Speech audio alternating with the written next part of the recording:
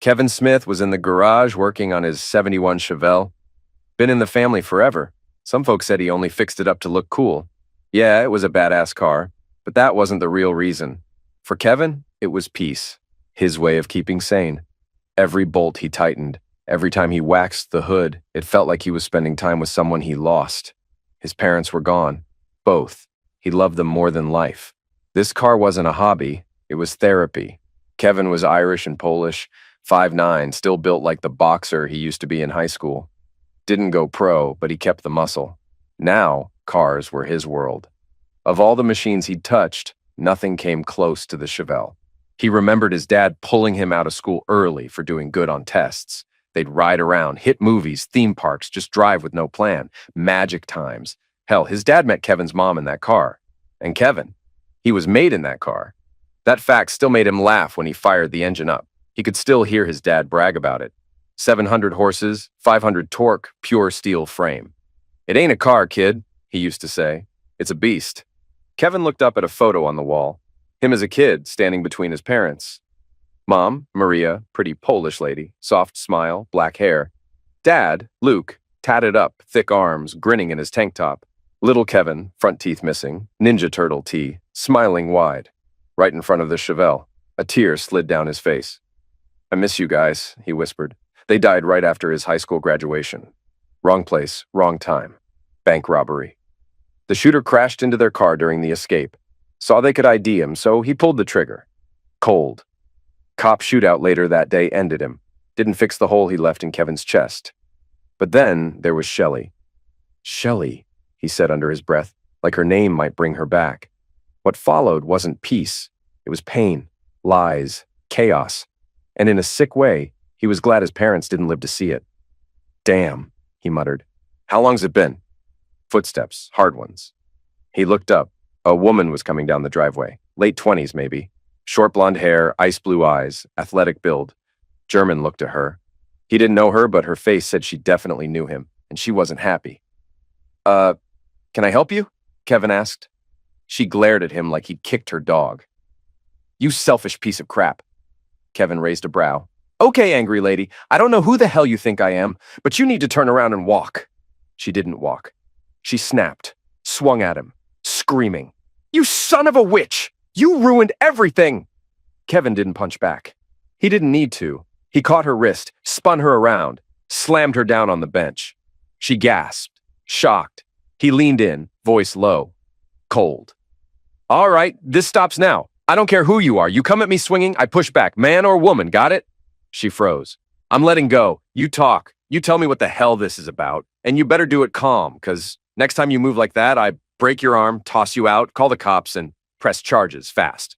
He pointed up. "See that? Cameras. All of them on. Everything's recorded." She looked up. Her face went pale. "We good?" he asked. She gave a small nod. He let her go, walked over to the cooler, cracked open 2 Cokes, came back, made sure she saw him pocket a screwdriver. She saw. He handed her one. "So," he said, "you always introduce yourself by throwing hands, or is today just special?" She hesitated, then sighed. "You're right. I shouldn't have come at you like that. But Coke or no Coke, I'm not sorry for calling you out. You are a piece of crap." Kevin smirked, just a little. "Fair enough," he said. "At least you're honest. Now, tell me, what's your beef with me?" She stared at him. "You really don't know who I am, do you?" Kevin frowned. "Should I?" "It's me," she said. Her voice cracked. "Kate, I'm your daughter." Kevin's eyes went wide. Time froze. Her words hit him like a truck. His brain scrambled, heart sank. But deep down, some part of him wasn't shocked. He'd felt this storm coming for years. He stared right at her. "Hey, Kate, I'd ask how your mom's doing, but I don't give a damn." Kate swung at him, fast. But he caught her wrist, tight. She winced. "Look," Kevin said, calm but firm.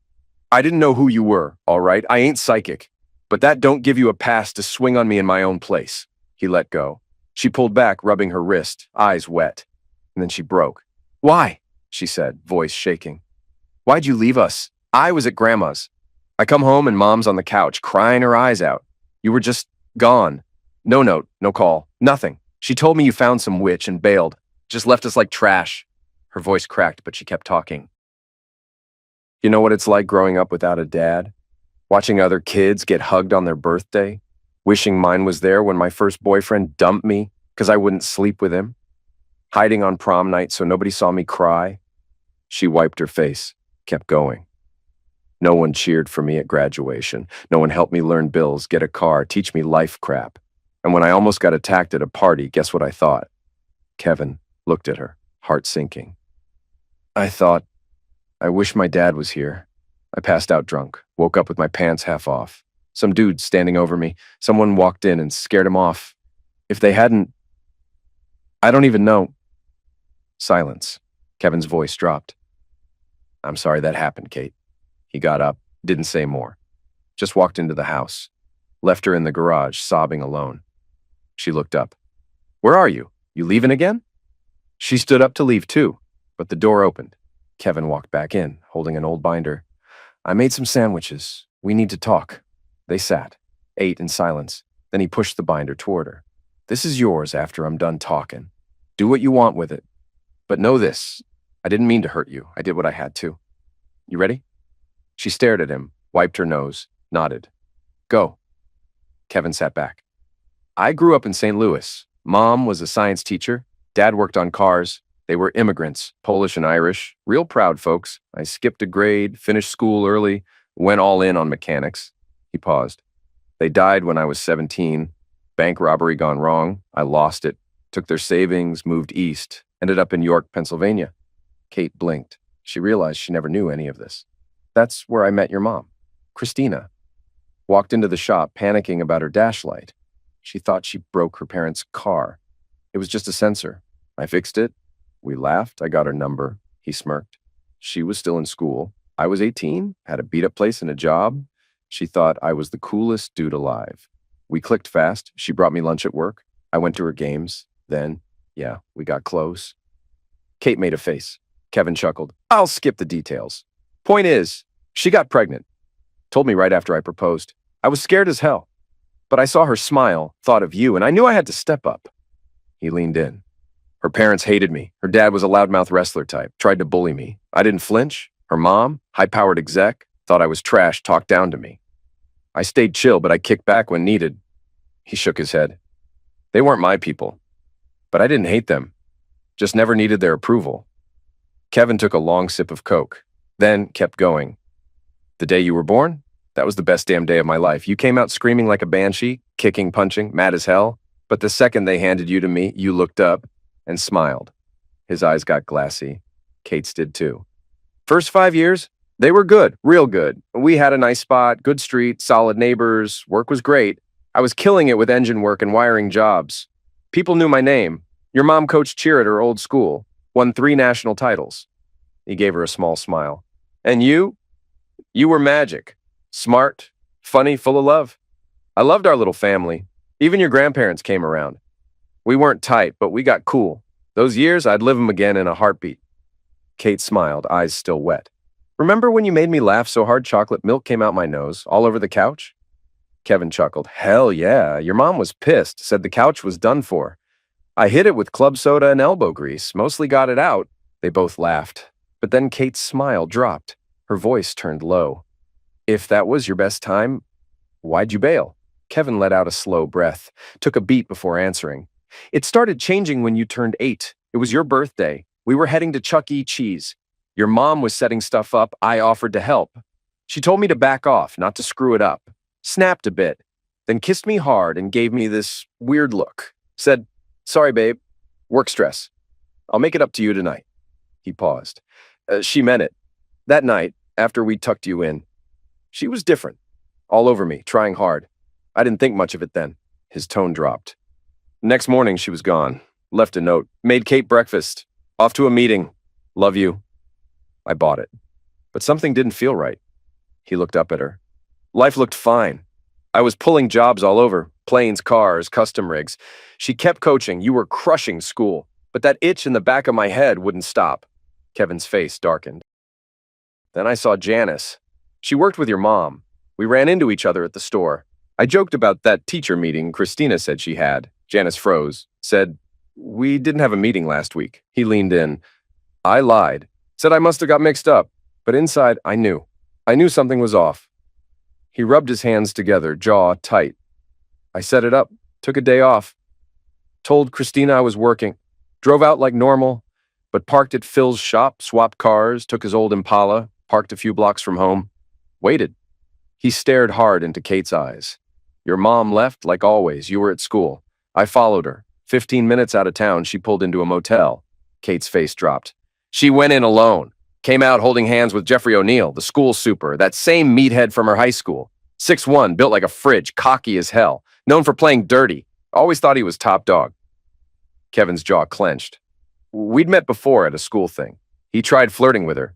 I told him back off. He shoved me. I bent his wrist till he pissed himself. Your mom got mad at me. Said I embarrassed her. He shook his head. Now I think I went too easy on him. Kevin looked away, voice like steel. I followed them back to his car. They had a bag.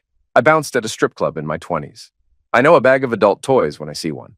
He paused, then kept going. I followed him home, took notes. I wanted to know everything. Where he lived, who he saw, what he drove. Then I went back home like nothing happened. His eyes burned. I walk in the door, and there she is. Christina, humming, smiling, cooking my favorite marinated chicken. Kissed me like she didn't just have another man's tongue in her mouth. He stared down at the table. I wanted to lose it, right there. But I didn't. I played dumb. I smiled. I said, "How was your day?" She kissed me again and said, "Rough, but I think the results will pay off in the end." Kevin leaned back, face calm but heavy. He reached into the binder, pulled out an old phone, and handed it to Kate. "It's ready. Just hit play." Her hands shook as she did. The video rolled. Her face twisted. Shock, disgust, heartbreak. There was her mom, wrapped up with some dude, his hand all over her. Laughing. Kissing. Giddy as hell when the black bag came out. The bag Kate knew too well. Then, hand in hand, they walked into the hotel. Screen went black. Kate jumped up and ran outside. Seconds later, Kevin heard her throwing up in the yard. He didn't follow, just sat there quiet. Not ashamed, just sorry. He knew her whole world just cracked. She thought she had one parent left to believe in. That was gone now. When she came back, pale and shaking, he handed her a glass of water. I didn't know, she whispered. She never said she cheated. Told me you left. Said you found some other woman. I hated you. I blamed you. She broke down. I'm sorry, Dad. I'm so sorry. Kevin gave her a look, hard but kind. It's done. Let it go. He took a breath. After I found out, I used my PTO. My boss backed me, HR too. They knew I gave it my all. Paid leave, no questions, gave me time to move. He leaned in. I didn't tell Christina I was off, kept the act, still going to work each day. She never asked. I found this firm, Stockman's Law, run by two brothers, Baxter and Barney. Kevin gave a small smile. Baxter? Monster in court. Used to be a top DA. Switched to family law after his best friend lost his kids. Kids he raised but didn't father. Friend eliminated his ex, her new guy, then himself. Left one word on a note. Why? That broke Baxter. Changed his whole path. Pause. Barney was a Philly cop. Took down gangs, butchers, big names. His wife, Nia, also a cop, got shot while helping IA sniff out a trafficking ring inside the department. Rumors got out. She got hit. 4 shots, 1 to the head. Lived only 'cause an old lady found her. The cop with her? Did nothing. The dirtbags walked after a key witness died. Kevin's voice hardened. Barney quit. Took his payout, grabbed his wife, and said, "Screw the system." He joined his brother. They swore they'd help people who got screwed over. They set up shop in central PA. Kevin looked off. I went in. Baxter greeted me, said, "Mr. Smith, wish we met under better terms." I told him, "Let's just win." Gave him the tape. Told him no patch-ups, I wanted out, but clean. Quiet. I asked them to follow her for a month. He glanced at Kate. I had money saved. Hidden, legal, my name only. She had no clue I had close to $1 million stashed. I told Baxter to track the guy, Jeffrey. Gave permission to wire the house, the cars, everything was mine. Kevin's jaw tightened. Barney said something rough. If I wanted her to keep thinking I was clueless, I'd have to sleep with her a few more times. Keep the act. I didn't care anymore. She came to me a few nights later. I gave her what she wanted, but cold. No love. Just used her. She moaned like it was the best she ever had. He looked sick just saying it. She whispered, "Damn, you wore me out, babe," and passed out smiling. That night, I promised myself I'd never touch her again. Kevin's voice dropped. Told her I had a work trip. Said I'd be gone a few weeks. She played sad. I knew better. I wasn't traveling. I went to a cabin I bought with inheritance money. She never knew it existed. I stayed in touch with Baxter. Barney kept tracking. He met Kate's eyes. They sent more tapes. Some were just meetups, others, they were in our house, in my bed. 2 weeks in, Baxter called me in, said, "We got it all? You sure you want to see this?" I said, "Yeah." No hesitation.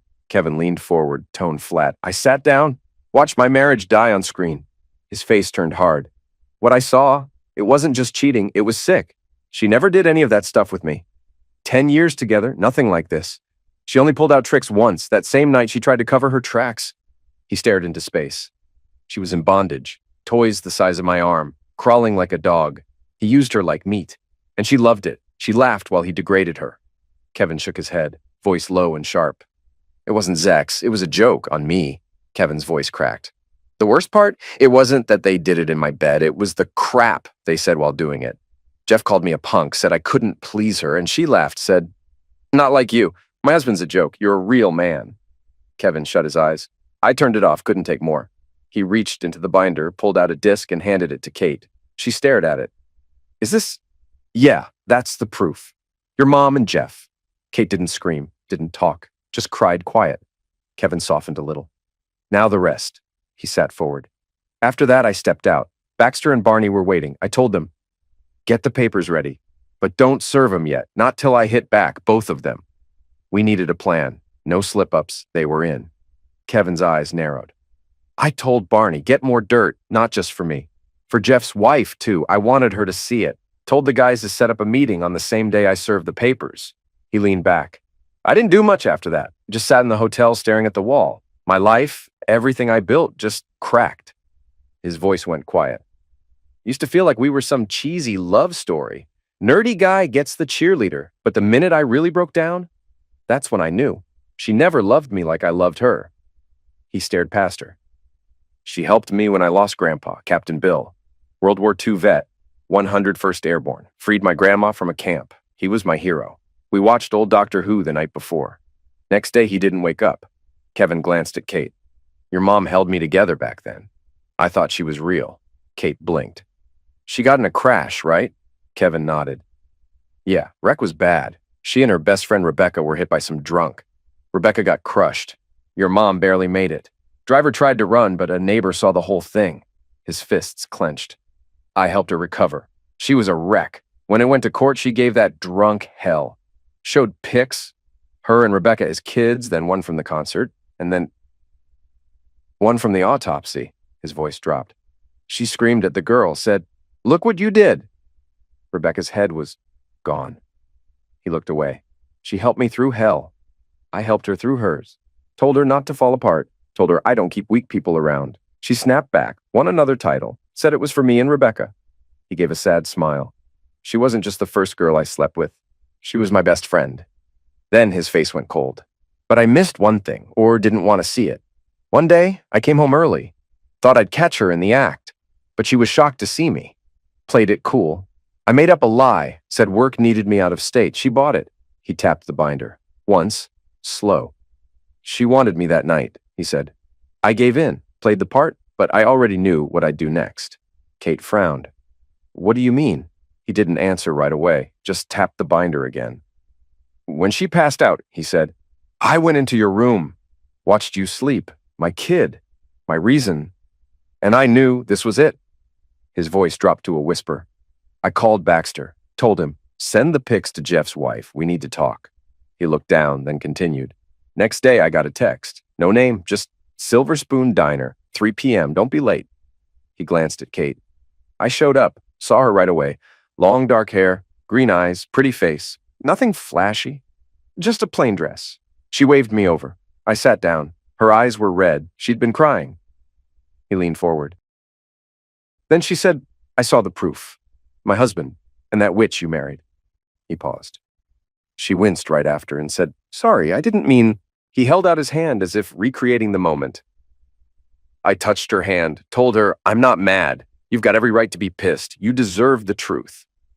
He motioned like sliding a folder across the table. I gave her everything. Photos, hotel bills, screenshots.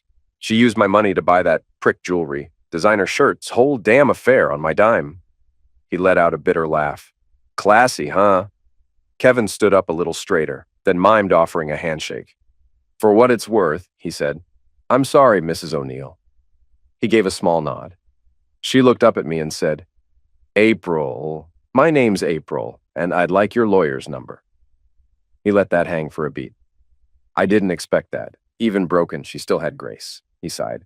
I gave her Baxter's card, then I left. He looked past Kate for a second before going on. That night, I headed to Stockman's office, told him April might be coming in. Then I said, I want Jeff served at work. I'll take care of Christina myself. Kevin smiled faintly. Baxter stood up, shook my hand, then pulled me into a hug. He dropped his voice again. Whatever goes down, he told me. We got your back. You're going to win this. Kevin nodded once, like he was still in that moment. Then I walked out, headed home. He paused again, voice quieter now. I knew she wouldn't be there. Middle of the day, she was always out. He looked around the room like he was seeing something else. I stepped into the living room, and it wasn't just walls and furniture anymore. It was memories. He closed his eyes briefly. We were young, broke. First dinner here was KFC on the floor. Too tired to cook. We made love on that old couch. He turned to Kate, his voice softening. You used to climb that couch just to watch Ninja Turtles, he said. I wanted to show you everything I loved when I was a kid. I even saw our first real fight in that room, about me working too much. And I remembered how we made up after. Tears, laughs, hugs. He blinked quickly, holding back emotion. You and your mom singing karaoke, he said. Badly. I filmed it. You passed out on my lap. She was out cold on my shoulder. His voice cracked on the next line. I didn't cry for the house, he said. I cried for the life we built there. Then he stood up slowly. I left the divorce papers on the table, he continued. Her wedding ring, a disc with everything, photos, receipts, messages, and I left a note. He looked at Kate. It said, hope it was worth it. He drew in a slow breath. I packed my stuff, he said, and I walked out, for good. There was a pause before he continued. A few hours later, the phone started going crazy, blowing up with calls, texts, voicemails. His voice flattened, growing cold. Baby, pick up. It's not what it looks like. Don't throw us away. I love you. Kevin's tone hardened. I wanted to reply, he said. God, I wanted to scream that I didn't throw anything away. She did. She brought him into our bed and laughed while he insulted me. He stopped, jaw clenched, the silence stretching for a moment. But I didn't answer, he said finally. She didn't earn that. He turned to Kate, looking her straight in the eyes. Didn't see her again till court. I moved out of state, worked remote. Only Baxter and the court had my new address. I kept the old phone she kept texting, saved it all, stored it in a bank box, got a new phone, new number, new life. Then a flicker of a smile. Guess what happened to Jeff? He leaned in.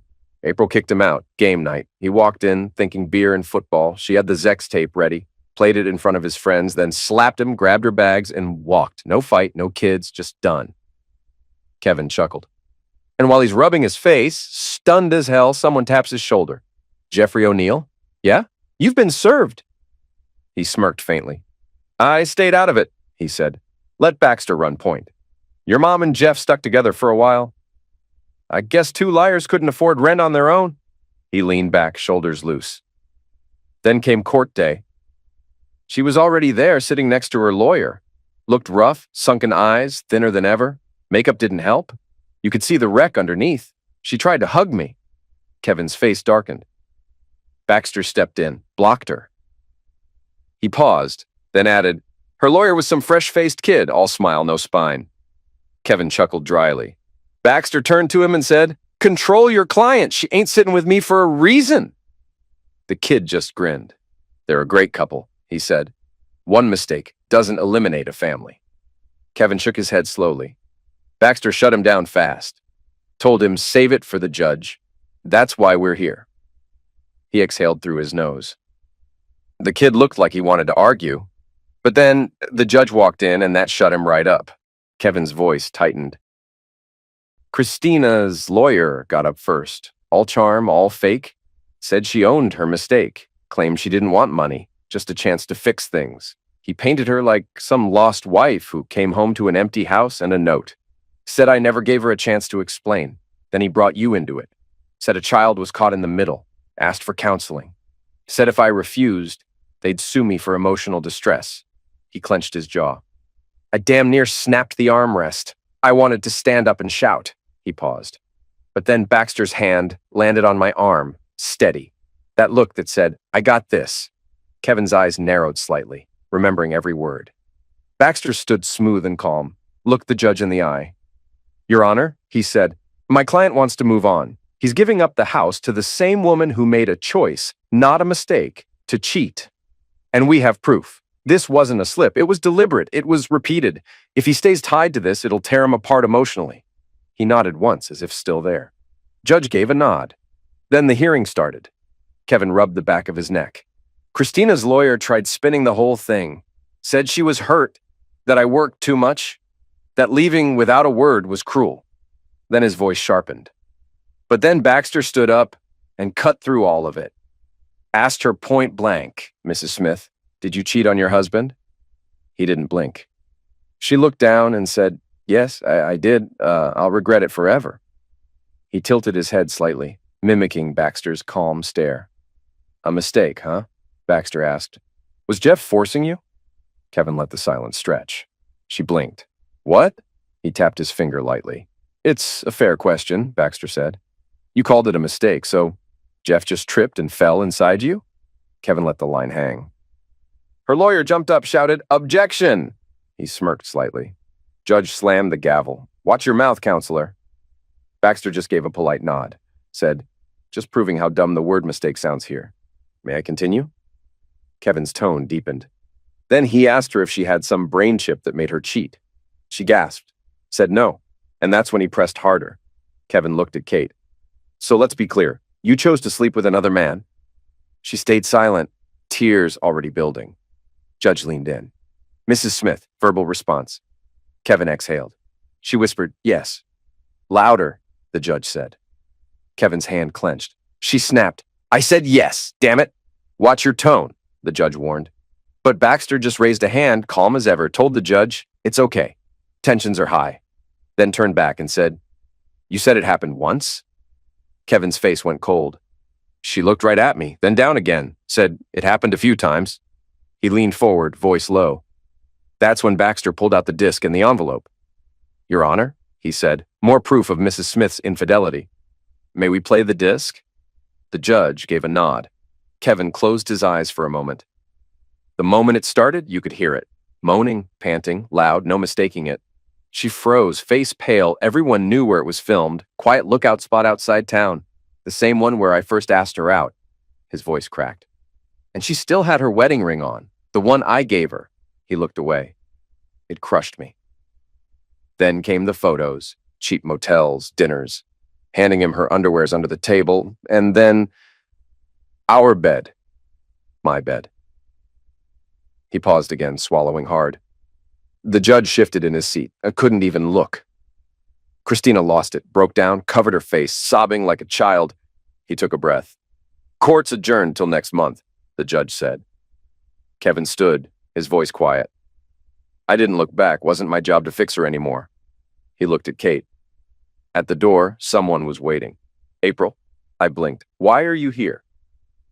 She smiled, soft, said, you gave me the truth I didn't want to hear. I figured the least I could do is be here for yours. Kevin's voice warmed slightly. I thanked her. She laughed and said, also, my divorce is right after yours. 2 for 1 special. He chuckled once. Mind if I stick around? I asked. Return the favor. I'd really like that, she said. He paused for a long moment. So I stayed, like she had. He glanced to the side. When Jeff saw us sitting together, he froze. His jaw clenched, eyes full of hate. Kevin's stare hardened. I looked right back, calm, cold, thought, go ahead, give me a reason. He shook his head. Jeff blinked first. That smirk dropped, shoulders sank. Kevin leaned forward. April's case went down the same way. Jeff tried lying, blamed her, denied everything. Then his voice grew heavier. But then she played her tapes, high res, crystal clear, brutal. He looked down. April didn't flinch, just sat there, but you could feel it, every second cutting her deeper. When it ended, she turned to me, glassy eyes, voice shaking, said, get me out of here, please? Kevin's jaw tightened. That's all she had to say. I got us out fast. We didn't talk. We were both drained, hollow. We stopped for food, not for fun, just to fill the hole. Maybe figure out why we weren't enough for the people we gave everything to. He smiled faintly, painfully. We didn't know it yet. But something was starting. Not love. Not yet. Just two wrecked people finding comfort in each other's pain. He paused, looking at Kate. I thought it was just having someone to sit beside while life sucked. He chuckled lightly. Drinks came. Neither of us touched them. We just stared at the ice, like maybe it had answers. His voice softened again. Then April spoke, said, I don't get it. Did I do something wrong? Miss a sign? I did everything. Cooked what he liked. Washed his clothes. Stood by him when people turned. Helped him after his brother died. When he lost his scholarship, when his friends ditched him. I stayed. Kevin's expression fell. She said, I gave him everything. Loved him like crazy. Made him feel like a damn king in bed. And somehow, I still wasn't enough. His voice lowered. She broke right there. I reached over, pulled her in. He smiled faintly. Diner was almost empty. The cook looked worried. We waved him off. He brought free drinks while we waited. After a while, she stopped crying. I looked at her and said, unless you cheated or ghosted him, this ain't on you. You stood tall when others bailed. You were loyal, kind, gave a damn. You're smart, gorgeous. You've got a heart most people don't. If a man walks out on that, he's a goddamn idiot. Kevin blinked slowly. She gave a teary smile, leaned in, kissed my cheek, said, thanks, Kevin. I mean it. We ate after that. Quiet, no more crying. His face turned still. That wasn't the end of us. Court was set again for next month. Until then, we just kept in touch. Checked in, no drama, no hate. Just human. He looked off to the side. She was 24, no kids. I was older, no talk of feelings. But the pain we shared, it built something. Then his jaw clenched. Meanwhile, Christina's friends and family started coming after me, called me trash, a deadbeat, said I abandoned her while she was confused. He shook his head once. Later, I found out some of those same people helped cover her cheating. His voice dropped. I made a mental note. I'd deal with them. Just not yet. Kevin took a breath. Next court date came, he said. But this time, Christina and her team weren't begging. They were demanding counseling. He gave a bitter smile. I didn't react. I was done. His voice flattened. Even the judge raised an eyebrow. He looked down for a second, then went on. Then they gave their big speech, rehearsed like a high school play. The lawyer stood up and said, Your Honor, my client admits her wrongs. She's not asking for cash, just a chance. Their child cries for her father every night. Should a kid suffer because her parents failed? Kevin's lips pressed tight. A tear slid down my face. He looked at Kate, eyes softening. I didn't say a word. Then he reached over, pulled an envelope from the binder, and laid it on the table between them. Before I go on, he said quietly, you need to know, I always loved you. With everything I had, but what I did next, I had to. He met her eyes. Then I told her the rest. He shifted in his seat, recalling every beat. Baxter stood, calm as ever. Your Honor, we request Mrs. Smith return to the stand, he said. Kevin nodded slightly. It was rare, but nobody stopped it. He looked toward the past, voice steady.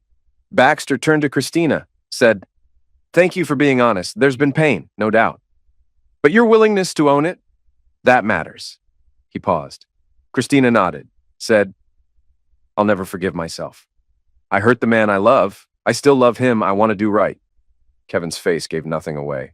I said nothing, showed nothing. Then his voice dropped. And then Baxter dropped it. Kevin's tone sharpened. Mrs. Smith, who is Kate's real father? He stopped for a second, like reliving the explosion. The whole room went still. Christina froze. The judge looked stunned. Her lawyer shot up. Objection! This is trash. What's the point of this? He shook his head. Baxter stayed cool, said, Your Honor, I'll back this up with proof. Kevin's eyes narrowed. The judge stared him down. One shot, counselor. No games. Kevin nodded slowly. Baxter said, Thank you, Your Honor. Then he turned back to her and asked again, Mrs. Smith, who's Kate's father? Kevin's voice chilled. Her face twisted with rage. She snapped, My husband, Kevin Smith. No hesitation, no doubt. She believed it. He leaned forward slightly. Baxter didn't argue. Just pulled out a sealed envelope, held it up. Your Honor, this is a DNA test. It proves my client is not the father of the child he raised. He paused. Kate's breath caught in her throat. Kevin didn't flinch. I let the truth land, he said. Didn't move, just listened. He sat in the silence a moment. It felt loud, like a bomb had dropped. You could hear gasps, whispers, people staring like they couldn't believe it. Then Baxter said it flat. We tested Mr. O'Neill, too. He's not the father either. Kevin closed his eyes. That pushed the room over the edge. People lost it. Total chaos. He tapped the table gently. The judge slammed the gavel. Court's in recess. 1 hour. Kevin looked out the window like he could still see that moment. I stepped outside. April was already there. She'd had her divorce that morning. Turns out Jeff had a thing for married women. One day he got caught by a husband who came home early. The guy snapped, knocked his wife, then kicked Jeff bad enough to put him in the hospital. He paused. Jeff didn't leave the hospital. His voice turned hollow. He died. Kevin's fingers drummed once on the binder. April got $150,000 from his death benefits, insurance, savings, all that. Walked with $300 total, but happy? That's not the word. He shook his head slowly. She sold the house, the cars, moved into a 1-bedroom, paid a year up front, then just tried to figure out what came next. He exhaled sharply. The guy who eliminated Jeff got arrested. Judge called it temporary insanity, a crime of passion. He walked. His wife, half blind, half deaf, he left her, vanished. Kevin looked down. Later that day, me and April sat for lunch. I told her, I'm real sorry you're going through this. He smiled faintly. She nodded, voice low, said, thanks, Kevin. You know what's crazy? I just found out my husband was screwing everyone behind my back, lying, playing me, and I still miss him. How dumb is that? She laughed, bitter as hell. Kevin's jaw clenched. Then she said, I should hate him. He wrecked me, and I still love him. What the hell is wrong with me? Kevin looked across the table at Kate as if pulling her into the memory. I reached over, took her hand, told her, ain't nothing wrong with you. You're grieving the life you thought you had. That's not weakness. That's human. You gave your all. He just wasn't worth it. He went quiet for a moment. She looked at me, still holding my hand, said, thank you for saying that, for being here. Kevin's eyes softened. And then she looked at me different, like maybe I was the someone she needed. He gave a breath of a smile. We were close, real close, didn't even notice. Then the spell broke. My phone rang. Baxter. Kevin chuckled. Judge is ready, he said. 20 minutes. Be there. He looked at Kate, lighter now. I smiled at April. It said, rain check? Next Friday. 8? She smiled back. I'd like that. Then his face turned solemn again. Back in court, everyone showed up. Christina looked dead inside, like something in her had caved in. He tilted his head slightly. Maybe she heard about Jeff. Kevin's voice steadied. The judge looked around and said, I've been in family court over 20 years. My job isn't drama, it's doing what's best for all sides. Then he turned to me. Mr. Smith, you're also filing against the school district, yes? Claiming Mr. O'Neill used school time and resources during the affair? Yes, Your Honor, I said. Kevin folded his arms across his chest. The judge turned to Christina, said, marriage is trust. It's a vow, through hell and high water. When you break that, it breaks more than the bond. It breaks the home. Mrs. Smith, you made that choice. You carry that weight. He nodded once. Then he looked at me.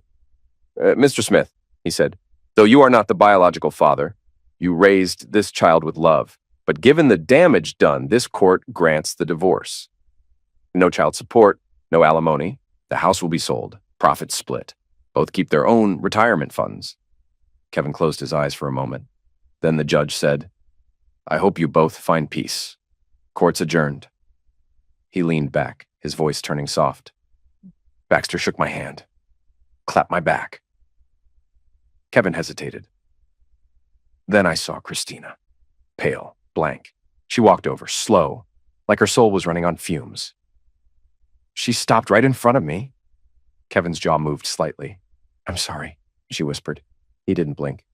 Then she turned and walked out of the courtroom. His voice thinned. And out of my life. He stared past Kate. The weeks after blurred. Paperwork, calls, sold the house. I planted that for sale sign in the yard and just stood there, crying. He swallowed hard. That house was more than wood and paint. It held a life I thought was real. Kevin nodded once. After the sale, I walked with $168,500. Work offered me a higher-up position, some travel involved. I took it. Moved out of state, cut the ties, no looking back. He looked at Kate now. She held the paper in her hand like it burned. Tears streamed down her face. No sobs, just silent, leaking pain. Kevin watched her, quiet, waiting. Then Kate whispered, "You're not my dad." He gave a slow nod. "No," he said gently, "I'm not." She looked up at him, her eyes raw and red.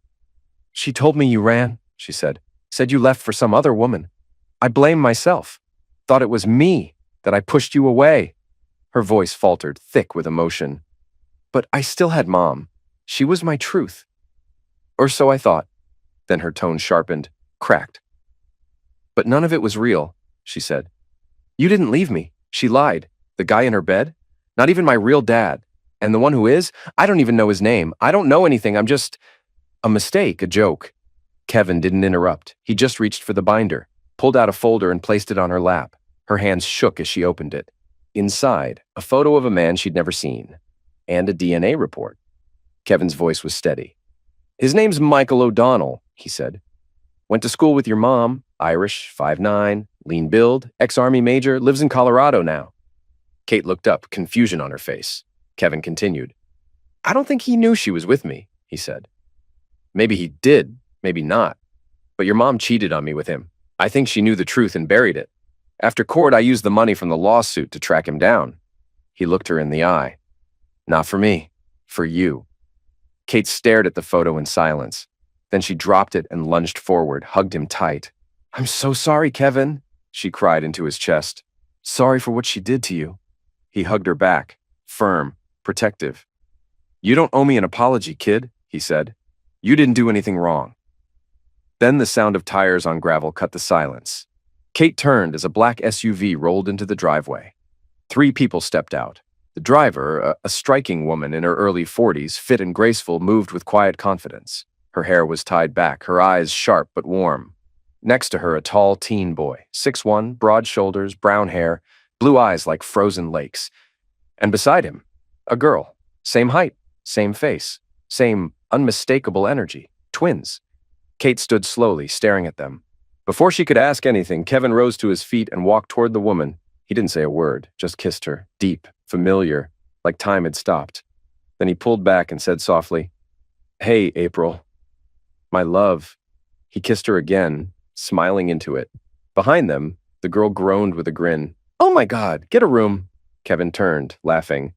"Y'all really doing this in front of the kids?" she added. The boy chuckled. "Tara, they've been like that since before we were born. Chill." Tara rolled her eyes and nudged him. "Shut it, Marcus. You always got some comeback." Marcus winked. "Means I'm smart." Kevin called out, "All right, sitcom moment's over. We've got company." He turned back to April. "Go help your mom with the bags," he said to the twins. Then, quieter, to her, "April, can I talk to you for a sec?" She smiled and nodded, then noticed the figure standing by the porch. Her eyes locked onto Kate. She froze. Her expression shifted, something between surprise and realization. Kevin stepped beside her. "This is Kate," he said quietly. "From my first marriage." April blinked, voice barely above a whisper. "You look just like her."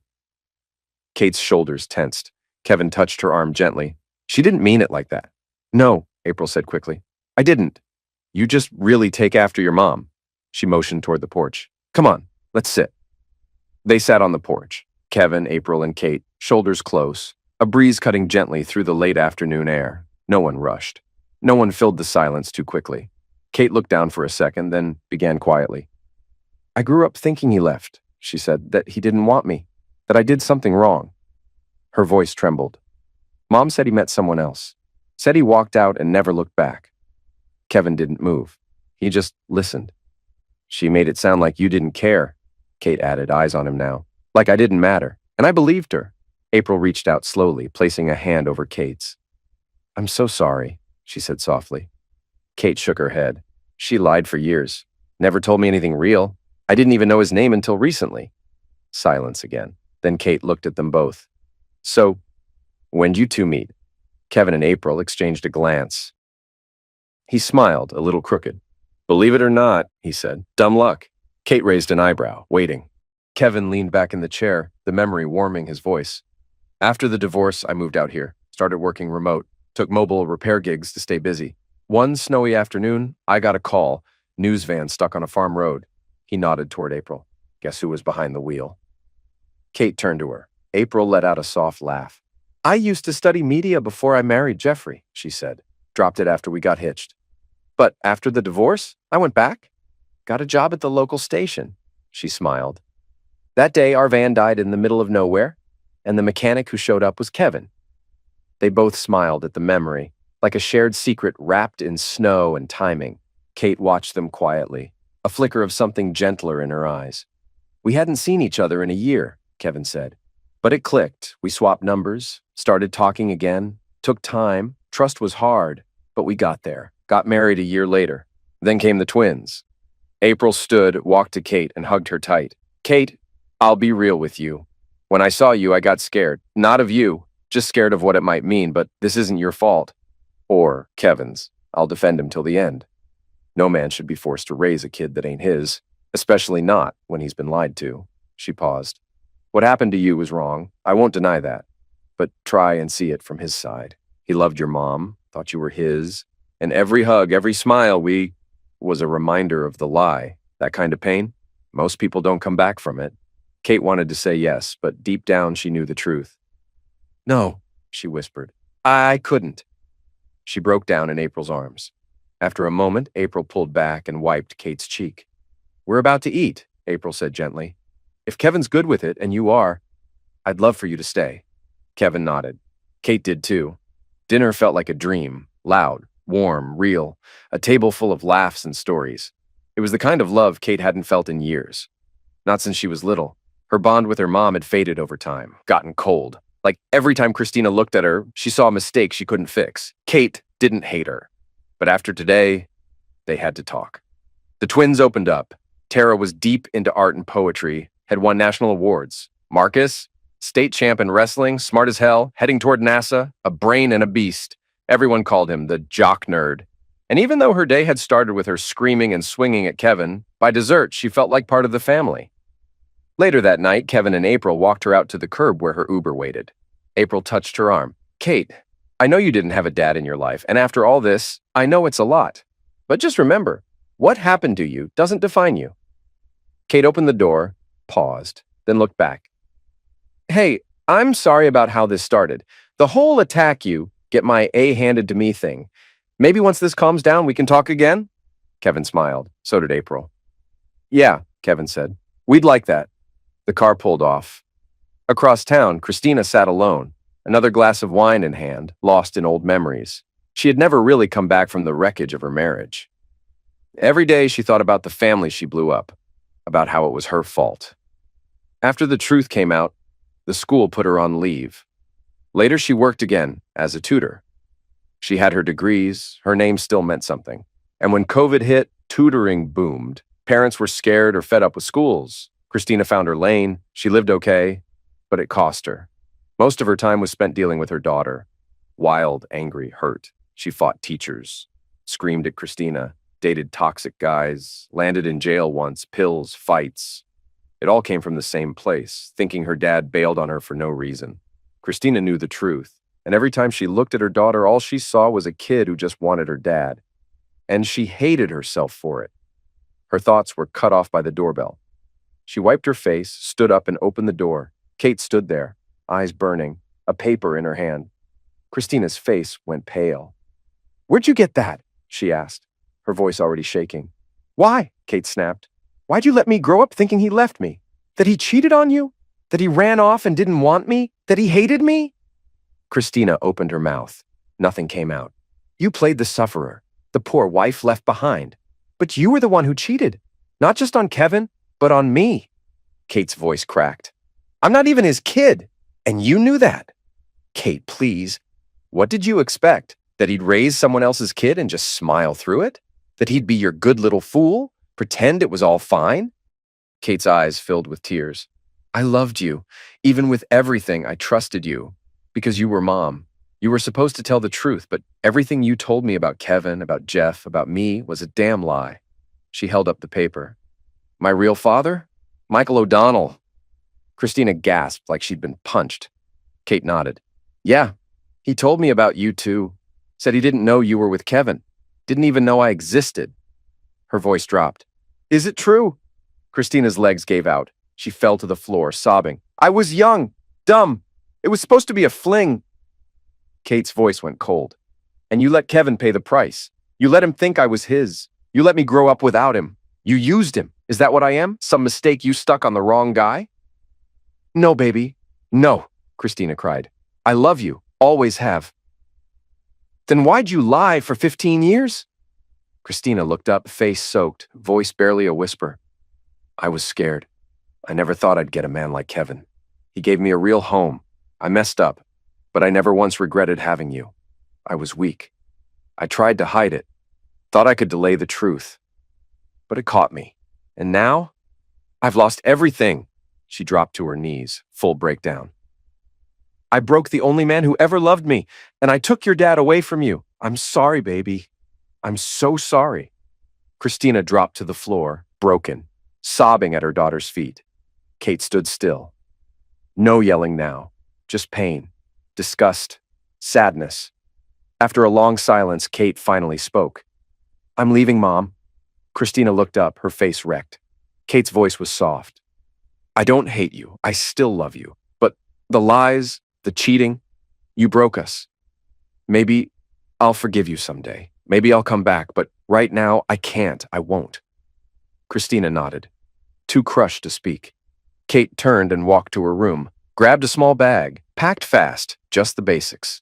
Back at the door, she looked at her one last time. The hotel's letting me stay there for now. I've been a good manager. I'll save up. Might get my own place. I don't know when you'll hear from me again, or if. She paused. Goodbye, Mom. Then she walked out. Christina followed, but only to the door. She didn't call after her. She didn't beg. She just stood there, watching the last piece of her life walk away. She turned toward the hallway mirror, stared at her reflection, pale, empty. Idiot, she whispered.